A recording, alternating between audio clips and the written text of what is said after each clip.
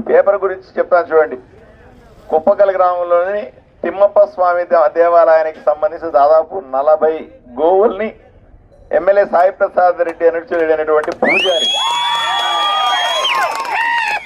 చివరికి కళేవరాలకు అమ్ముకున్న మాట వాస్తవం కాదా?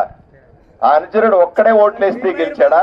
గ్రామంలో ఉన్న వైఎస్ఆర్సీ కార్యకర్తలు ప్రజలు ఓట్లేస్తే గెలిచారా సాయి ప్రసాద్ రెడ్డి అని ప్రజలు సూటిగా అడుగుతా ఉన్నారు. ఈ పేపర్ లో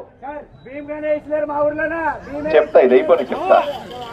దీంట్లోంచి ఈ 40 ఆవులు నమ్మితే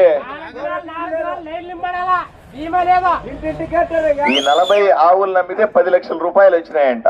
10 లక్షల రూపాయలు వస్తే ఆయన వచ్చి చెప్పినాడంట, ఆ గ్రామ పూజారి వచ్చి వైఎస్ఆర్సీపీ నాయకుడు చెప్పాడంట 2 లక్షల రూపాయలు తీసుకొచ్చి ఎమ్మెల్యే దగ్గర పెట్టినాను, మిగతా డబ్బులు ఏడున్నాయో తెలియదని ఎంతమంది అడిగినా పట్టించుకోవట్లేదంట. వెంటనే ప్రజలంతా ఇక్కడ కోరుకునేది చూడండి,